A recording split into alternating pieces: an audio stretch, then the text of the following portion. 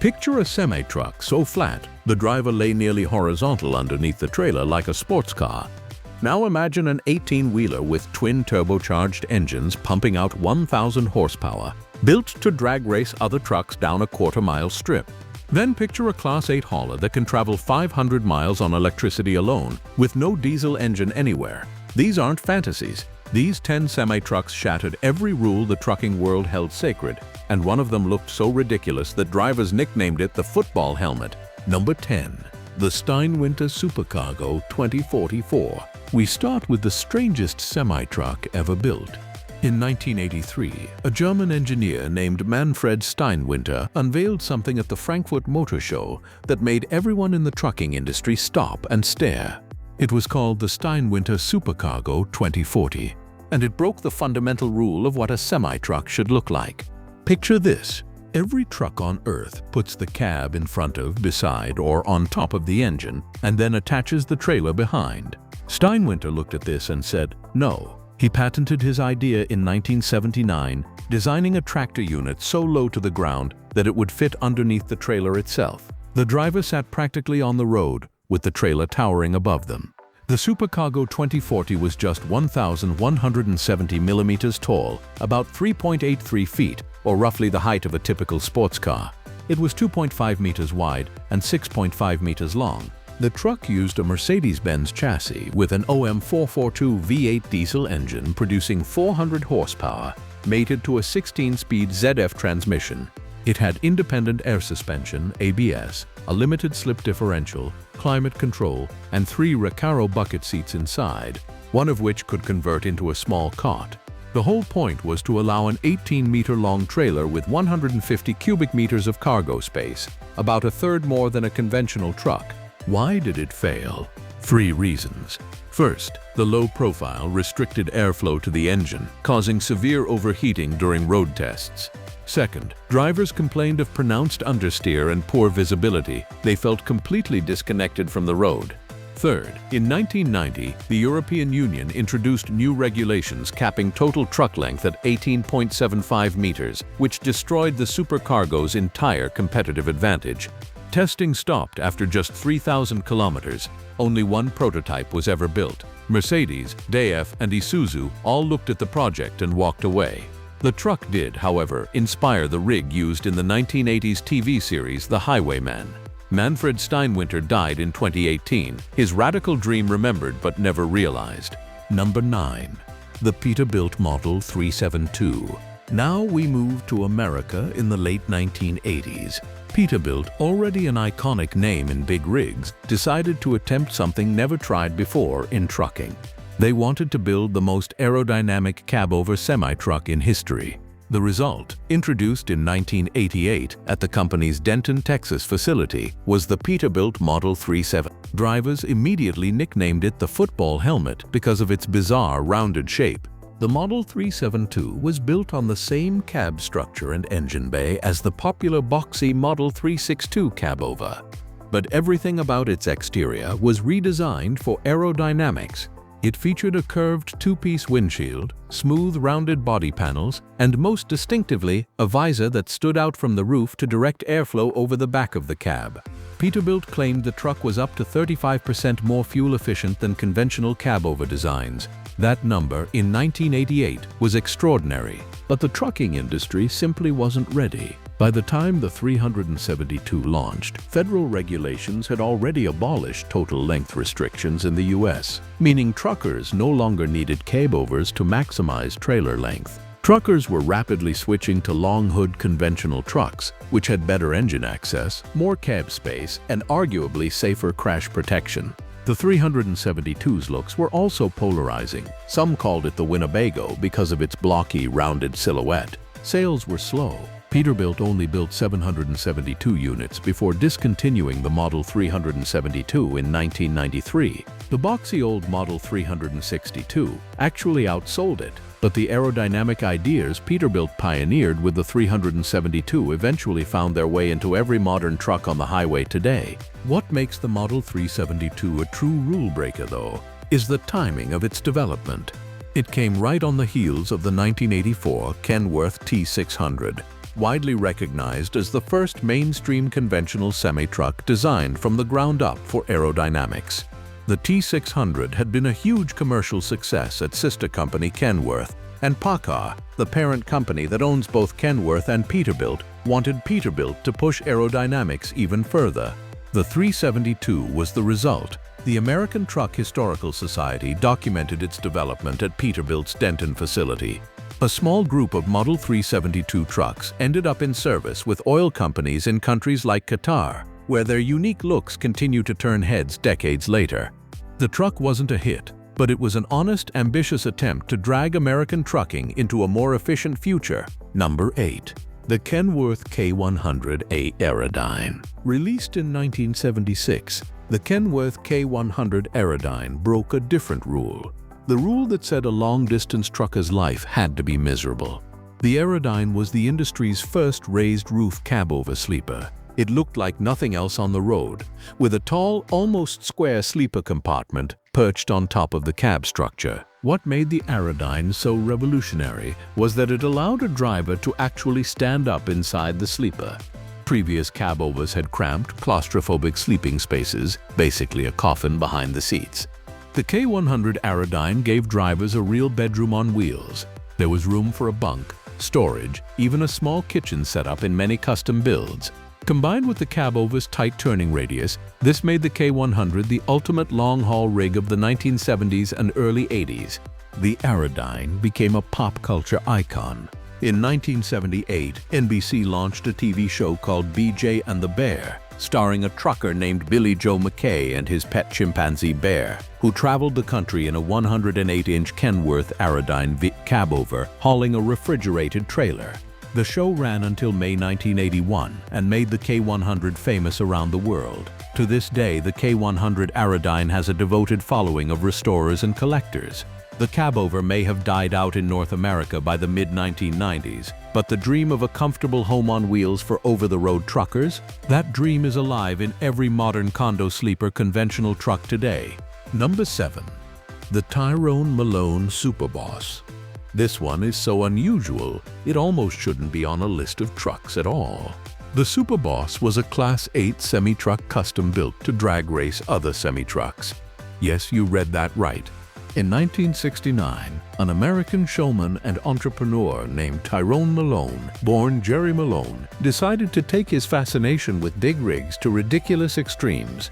He started with a 3-axle Kenworth he called the Boss Truck of America, fitted with a Detroit diesel 12V71N V12 engine.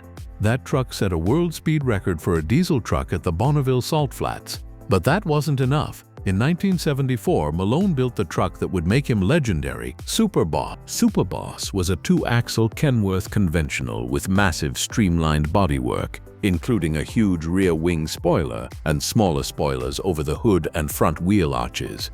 Under the hood sat a twin turbocharged Detroit diesel V12 engine, producing approximately 1,000 horsepower. The whole rig was painted patriotic red, white, and blue. It hit a recorded top speed of 144 miles per hour, that's roughly 231 kilometers per hour, and proved unbeatable in truck drag racing competitions throughout the 1970s. Malone toured Superboss across America, often carried on a custom transporter called Papa Truck, itself a modified 1976 Kenworth Aerodyne cab-over.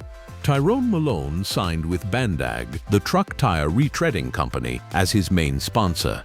He toured fairs, racing events, and Bandag dealer locations across North America, performing burnouts and drag races. He even renamed himself Mr. DDD, short for Daredevil Diesel Driver. AMT and Matchbox both released popular model kits and die-cast versions of Superboss, cementing it in trucker pop culture forever.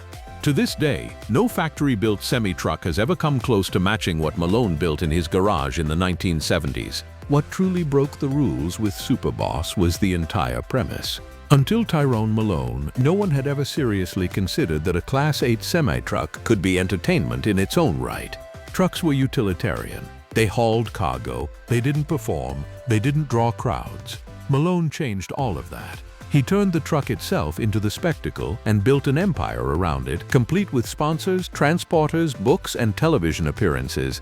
He even owned an additional showpiece truck called Hideout and traveled with a 21-foot-long fiberglass great white shark named Irvy. The whole circus was a marketing genius operation disguised as a drag racing campaign. When Tyrone Malone passed away in 2010, he left behind a legacy that fundamentally rewrote how the trucking industry thought about big rigs as cultural icons. Number 6. The Mack Super-Liner. While the Superboss was breaking speed records, Mack Trucks was breaking a different kind of rule. The rule that said American trucks needed straight inline 6 engines. In 1977, Mack launched the Super-Liner, designated internally as the RW700, to replace their RS700 Western Conventional. What made the Super-Liner unusual? The legendary Mack E9 V8 diesel engine. While Cummins, Detroit Diesel, and Caterpillar all dominated the heavy-duty truck market with inline 6 engines, Mack stubbornly developed a 16-liter turbocharged V8 specifically for highway work. The E9 produced anywhere from 400 to 500 horsepower, with a deep, unmistakable growl that owner-operators fell in love with. In 1985, Mack launched the Super-Liner 2, distinguished by its dual square headlights. To kick off the second generation, they built a limited edition run of 250 black-painted E9 V8 trucks called the Magnum Edition, 18.6 Super-Liner Magnums, and 64 Ultraliner Magnums. The Super-Liner's North American production ran from 1977 to 1993, when it was finally discontinued. But here's the wild part. Mack Trucks Australia kept building the Super-Liner.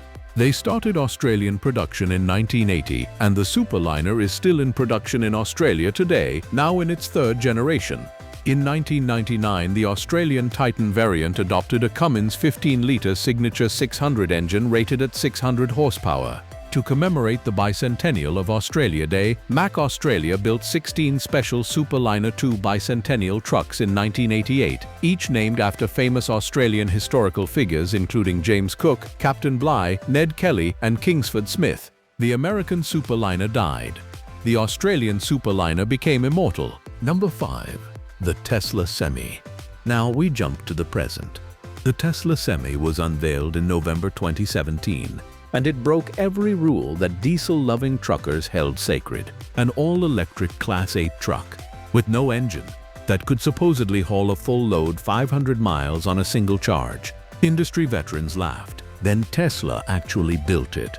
The long-range version has an 822 kilowatt-hour battery pack. That's roughly the equivalent of 10 Tesla Model S batteries stacked together, and an EPA-certified range of 500 miles. There's also a standard range version with a 548 kilowatt-hour pack and around 325 miles of range. The truck uses 3 electric motors, drives at highway speeds, and produces 0 local emissions. According to Tesla, the Semi uses approximately 1.7 kilowatt-hours per mile, significantly more efficient than competing electric trucks like the Freightliner eCascadia or the Volvo VNR Electric. The economics, if Tesla's numbers hold up, are staggering. At $0.12 per kilowatt-hour, the Tesla Semi costs about $0.20 per mile in energy versus roughly $0.2067 per mile for a diesel truck at $5.35 per gallon. Over 10 years, that's around $400,000 in savings per truck. PepsiCo, Frito-Lay, and other major fleets have all taken delivery of production Tesla Semis. Tesla has built out mega charger stations capable of delivering up to 1 megawatt of charging power, which can take a Semi from low charge to 70% in around 30 minutes.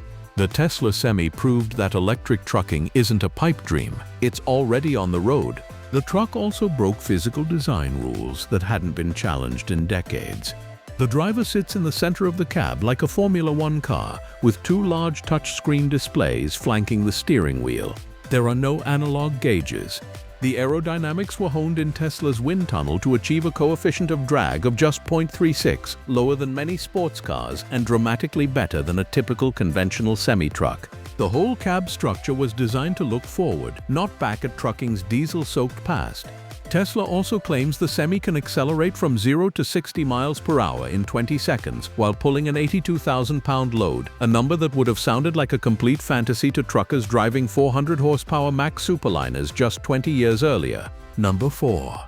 The Nikola Tre FCEV. While Tesla bet everything on batteries, a rival company in Phoenix, Arizona bet on hydrogen. Nikola Motor Company, named after Nikola Tesla, started production of the Tre BEV battery electric semi in March 2022 at their Coolidge, Arizona plant. But the truly unusual Nikola truck is the Tre FCEV, a fuel cell electric vehicle that runs on hydrogen gas. How does it work?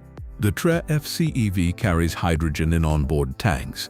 As the truck operates, hydrogen flows into a fuel cell stack, where it combines with oxygen from the air to produce electricity, water vapor, and heat. The electricity drives the truck's motors. There's no combustion. The only tailpipe emission is pure water. The Tre FCEV has a range of approximately 500 miles per tank, refuels in about 20 minutes, and produces around 645 horsepower from the same electrical drivetrain used in the battery electric Tre BEV. The advantages of hydrogen are enormous for long-haul trucking.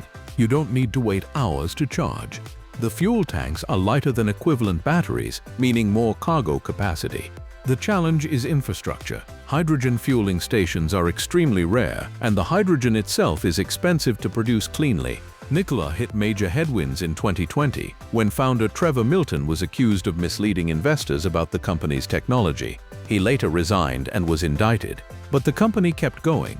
Nikola began series production of the Tre FCEV in 2023, and a handful of these trucks are now operating in Southern California fleets. Whether hydrogen ultimately wins or loses, the Nikola Tre FCEV broke the rule that said long-haul trucks could only run on diesel. Number 3. The Freightliner Argosy. In 1998, Freightliner introduced something that defied the trend of the entire North American trucking industry. While every other manufacturer was abandoning the cab-over semi-truck in favor of long-hood conventionals, Freightliner doubled down. They launched the Argosy, a brand new Class 8 cab-over with one specific mission: to prove that cab-overs weren't dead yet. The Argosy was Freightliner's attempt at a modern cab-over. It featured a flat front, a tilting cab for engine access, and a raised roof condo-style sleeper. The cab was longer and roomier than older cab-overs, and the truck was designed to be much easier to live in for long-haul drivers. Freightliner offered the Argosy with Detroit diesel, Caterpillar, and Cummins engines in various horsepower ratings up to around 600. In North America, the Argosy was a beautiful failure. By 2005, Peterbilt had killed its Model 362 cab-over, the last American-built cab-over from any major manufacturer. The Argosy followed in 2006. But Freightliner did something clever. They kept building the Argosy for export markets where overall length laws still favored cab-overs. The truck continued production for sale in Australia, New Zealand, and South Africa until 2019. For over 2 decades, the Freightliner Argosy was the last surviving cab-over from a major North American truck builder. When the final Argosy rolled off the line, it marked the end of an entire era of American trucking, the era of the cab-over engine semi. Number 2. The International 9800 Flat Floor. Speaking of cab-overs, here's a forgotten one that broke a specific rule. In 1995, Navistar International introduced the International 9800 Flat Floor cab-over. The whole point of this truck was to solve one of the biggest complaints drivers had about cab-overs: the giant engine cover, called the doghouse, that sat between the driver and passenger seats and made it impossible to walk across the cab. The 9800 Flat Floor had no doghouse. The cab floor was completely flat. A driver could literally stand up and walk from the driver's seat to the passenger seat to the sleeper without climbing over anything. This sounds like a small thing, until you realize that no other cab-over semi-truck in North American history had ever achieved it. For drivers who lived in their trucks for weeks at a time, a flat floor changed everything. It meant a real living space. It meant being able to set up a small table. It meant not bashing your shins on the engine cover every time you needed to use the bathroom in the middle of the night. How did International achieve this? They lowered the engine and shifted the cab structure upward, using clever packaging to keep the truck within legal height limits.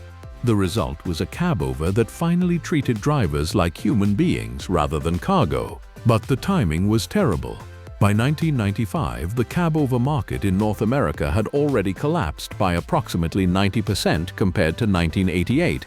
International ceased production of the 9800 cab-over in 1999, just 4 years after launch. The flat floor concept disappeared, and conventional trucks have dominated American highways ever since.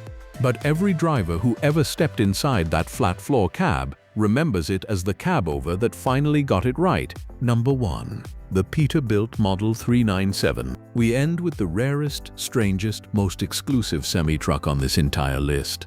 In 1980, Peterbilt opened a brand new manufacturing facility in Denton, Texas. To celebrate, they decided to build the largest vehicle they had ever designed, the Class 9 Peterbilt Model 397. The 397 was an ultra-heavy-duty conventional truck designed for the most demanding hauling applications imaginable. We're talking about pulling massive industrial loads, mining equipment, military vehicles, oil field infrastructure, the kind of cargo that would crush a normal Class 8 truck like aluminum foil. The 397 had a reinforced frame, oversized axles, a beefed-up powertrain, and physical dimensions that pushed the limits of what could legally drive on highways. So what's so unusual about it? Only 2 units were ever built. In total, Peterbilt assembled exactly 2 Model 397 trucks between 1980 and 1982 and then retired the Model 2. Out of the hundreds of thousands of trucks Peterbilt has produced over its history, the Model 397 stands as the rarest production designation in the company's entire catalog. It broke the rule that said any production truck needed to be built in meaningful numbers to justify the engineering investment. Peterbilt designed an entire Class 9 truck, set up the tooling, completed the engineering certification, and then built only 2. What happened to those 2 trucks? The exact details are difficult to find, but at least one of them is known to have entered specialized vocational service, where it likely operated for years hauling loads that conventional Class 8 trucks couldn't handle. The Class 9 designation itself was almost never used in commercial trucking because Class 8 already covered everything up to and beyond 33,000 pounds of gross vehicle weight. Going beyond that meant the truck wasn't a truck anymore in regulatory terms. It became a specialized heavy hauler subject to oversized load permits. Peterbilt's brief experiment with Class 9 was so audacious that it broke not just engineering rules, but regulatory ones too. The Model 397 is the unicorn of American trucking, the rarest, biggest, most extreme semi-truck Peterbilt ever built, and almost no one knows it existed. If you enjoyed this video, hit subscribe for more deep dives into the strangest, most powerful machines that move our world. See you in the next one.